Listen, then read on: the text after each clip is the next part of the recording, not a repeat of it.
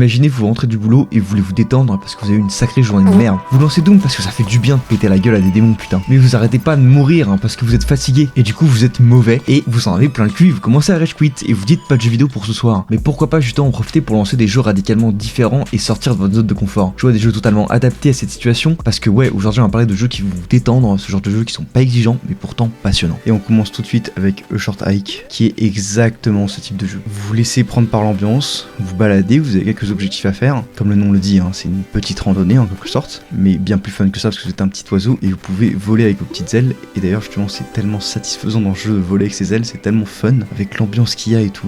Il y a vraiment un côté relaxant de fou quoi. Et alors là je commence et je parle du côté relaxant en premier parce que je trouve que c'est ce qui fait un peu tout le jeu en fait. Parce que alors certes du coup dans cette petite randonnée vous allez avoir quelques objectifs comme le fait de justement monter tout en haut de la montagne, et pour monter tout en haut de la montagne vous allez avoir besoin d'avoir des petites plumes qui vous permettent de battre des ailes une fois de plus, donc de pouvoir aller encore plus haut ou encore de pouvoir escalader plus longtemps un mur, donc d'être plus endurant. Et c'est à peu près tout, mais ça suffit amplement en fait. On s'en fout un peu de ces objectifs parce que qu'est-ce qui est fun dans le jeu, bah c'est son élément principal de gameplay, c'est-à-dire la balade, le fait de se balader autour de cette île, de découvrir tous les recoins de l'île, parce qu'en fait c'est tellement satisfaisant, le fait de voler, les contrôles du personnage sont super et tout est super mignon, tout vous détend, vous pouvez même pas mourir. Je crois que c'est un des seuls jeux que je connais où on peut pas crever quoi, on peut pas crever une seule fois, il y a aucun danger en fait dans le jeu, il y a littéralement aucun danger. Le seul truc que vous pouvez faire, le seul danger entre guillemets, c'est le fait de pouvoir tomber de la montagne et du coup vous devez tout réescalader, mais c'est tout, il y a même pas de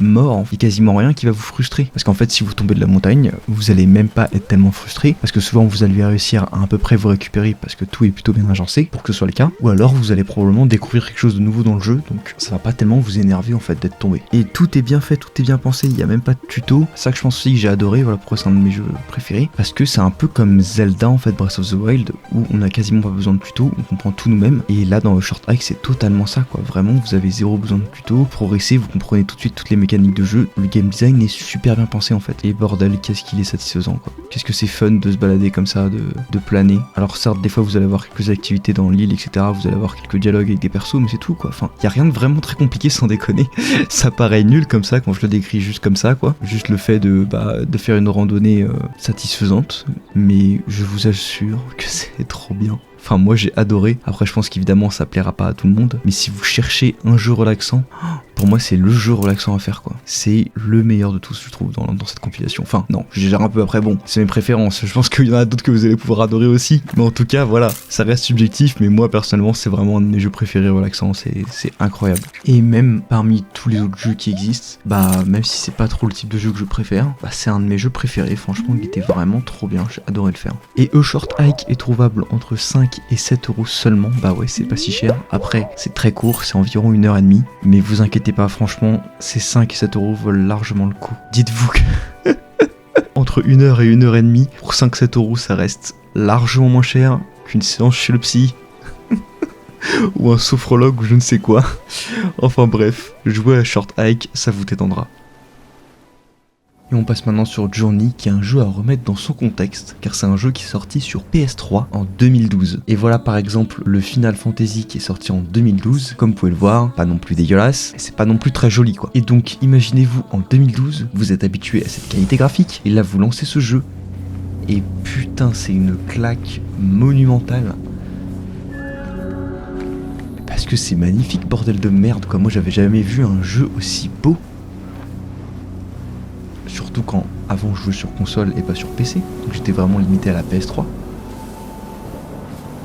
Et tout paraît parfait quoi, l'ambiance, le son, les petits grains de sable quand on marche dans le sable, on a l'impression que c'est un jeu qui est sorti aujourd'hui. Et même aujourd'hui, on dirait que c'est un joli jeu. Et pourtant ce jeu il est sorti il y a plus de 10 ans. Bah ouais parce qu'on est en 2023, les mecs 2012 c'était il y a plus de 10 ans. Et donc en dehors du fait qu'il soit magnifique, c'était un des premiers jeux comme ça, où on se balade comme ça tout simplement. Un jeu très simple, qui joue énormément sur l'ambiance. Et en 2012 ça n'existait pas ça aussi. Donc imaginez l'ovni que c'était en 2012 quoi. De par ses graphismes et de par son gameplay et sa manière de voir le jeu vidéo. Et du coup je peux toujours vous le conseiller aujourd'hui en fait. Parce que dans ce style de jeu, que l'on appelle d'ailleurs parfois des jeux poétiques, même si je suis pas très fan de cette définition, c'est un peu le ténor, le papa de ce style en quelque sorte, celui qui a initié ça, et il a pas du tout mal vieilli quoi. Donc je vous le conseille énormément, d'ailleurs maintenant il est disponible sur PC, PS4 et PS5. Alors je sais que sur PC il est trouvable vers 5€, par contre sur PS4 et PS5 c'est plutôt 15€. Je trouve ça un peu abusé parce que le jeu est quand même sacrément vieux, mais bon, je trouve que pour 15€ ça reste toujours une bonne expérience. Et bon, pour finir, on va un peu parler du gameplay, mais comme je l'ai dit dans le premier jeu, avec ce type de jeu dont on parle là, le gameplay c'est pas si important. Ce qui compte surtout c'est l'ambiance et comment le jeu arrive à vous emporter, en quelque sorte. Mais ne vous inquiétez pas, je vous propose pas non plus des simulateurs de marche comme on l'appelle parfois, parce que j'en ai fait quelques-uns, hein, des jeux qui se disent poétiques ou qui essayent de copier un peu ce style qu'a fait Journey, et il y en a certains, ça ressemble vraiment effectivement à des simulateurs de marche, et c'est vraiment assez ennuyant et pas fou. Ne vous inquiétez pas, je ne vous conseillerais aucun de ces jeux. Et donc plus concrètement, qu'est-ce que c'est que Journey au niveau du gameplay? Bah c'est plutôt simple, vous allez avoir une sorte d'écharpe qui va vous permettre de voler, et plus vous allez avancer dans l'aventure, plus vous allez pouvoir allonger votre écharpe, et donc voler de plus en plus longtemps. Vous allez pouvoir aussi un peu surfer en quelque sorte sur le sable dès qu'il y aura des pentes, ça sera assez fun, vous verrez. Et vous allez aussi pouvoir interagir avec le décor, ou alors des sortes de choses vivantes que vous allez rencontrer, ou encore des joueurs que vous allez rencontrer parfois aussi. Mais voilà, en dehors de tout ça, c'est surtout un jeu qui est prenant, divertissant et spectaculaire.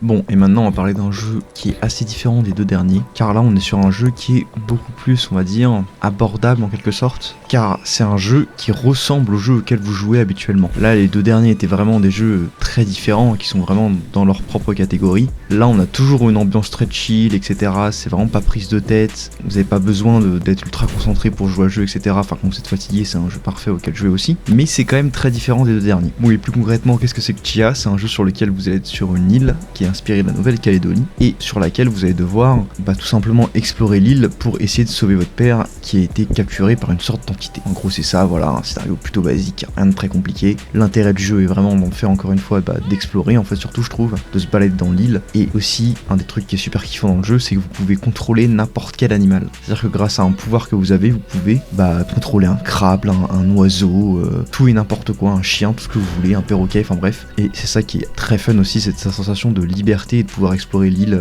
de manière assez originale. Bon, après là je reste très positif, mais ce jeu est plutôt bon, il est pas non plus excellent, faut pas exagérer. C'est un bon jeu et c'est le type de jeu que j'ai mis dans le top parce que j'avais du mal à trouver un jeu excellent qui était dans ces critères là, d'être de jeux qui soient totalement détente, qui prennent pas la tête et qui soient excellents. Ça, j'arrivais pas à en trouver un autre qui soit excellent. Enfin le quatrième je trouvais excellent, mais celui-ci il est entre moyen et bon, parce que parfois ça manque de musique, la fin est bâclée, voilà, il y a plein de petits détails qui font que c'est un bon jeu, mais c'est pas non plus un jeu exceptionnel. Voilà, mais vu que ça reste un bon jeu et que c'est idéal pour jouer quand vous êtes complètement éclaté, crevé, que vous avez passé une journée de merde et que vous voulez pas vous prendre la tête, et ben je vous le conseille. Et vu que c'est un jeu un peu plus classique, on va être sur une durée de vie d'environ 10 à 12 heures, et il est disponible sur PC, PS4, PS5, et pas sur Switch et non plus Xbox. Je sais pas trop pourquoi, mais voilà, c'est comme ça. Allez, passons au jeu suivant. Et on passe maintenant à Abzu, qui est un jeu qui ressemble énormément à Journey, mais c'est pas tellement un problème parce qu'en fait il le fait très bien, il s'inspire très fortement de Journey, et vu que Journey est un bon jeu, ça reste un excellent jeu.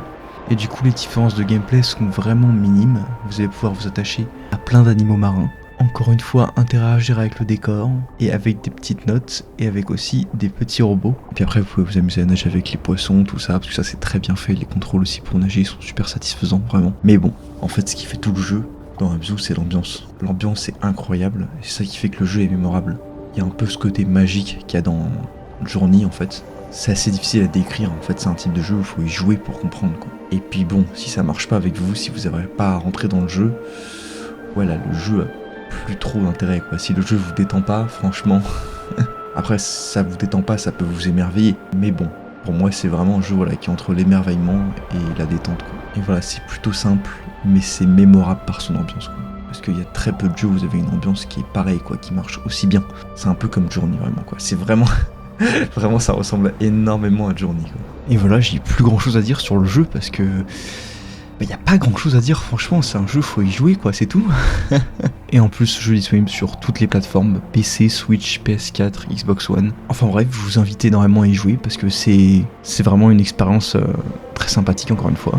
Après, si vous avez déjà fait du Journey récemment, je vous conseille peut-être pas d'y jouer tout de suite, parce que ça va être un peu répétitif comme expérience. Et enfin, on va se laisser là parce que c'est le dernier jeu tout simplement. Mais avant de vous laisser, j'aimerais bien savoir ce que vous pensez de ce format un peu plus classique. Parce que d'habitude, je fais plus des vidéos un peu plus travaillées et un peu plus originales. Et là, vu que ça change un peu, j'aimerais bien avoir votre avis. Allez, merci pour la dernière vidéo. Je m'attendais pas du tout à faire 10-12 000 vues, parce que là, je regarde, on est environ à 12 000 vues. C'est incroyable, je m'attendais à faire 500 vues vraiment sur ce genre de vidéo. Donc j'ai vraiment été agréablement surpris. Je suis content, en plus, ça a plu à beaucoup de gens. D'ailleurs, ça fait beaucoup de vues, donc potentiellement beaucoup de gens qui s'abonnent. N'hésitez pas à vous abonner, parce que quand j'aurai les 1000 abonnés, je pourrai avoir la monétisation, parce que là pour l'instant je n'ai pas encore accès à la monétisation, parce que j'ai pas assez d'abonnés. Et aussi grâce aux abonnés, on pourra avoir potentiellement des partenariats avec des marques, donc potentiellement des nouveaux concepts de vidéos, voilà quoi, pouvoir acheter de nouveaux matériels, etc. Parce que bon, j'ai investi dans YouTube, mais j'ai pas non plus tout ce que je voudrais avoir, évidemment. Et ce serait cool aussi de se faire un peu d'argent, on va pas se mentir. Enfin bref, merci d'être resté jusqu'à la fin de la vidéo, je vous laisse là, allez, tchuss.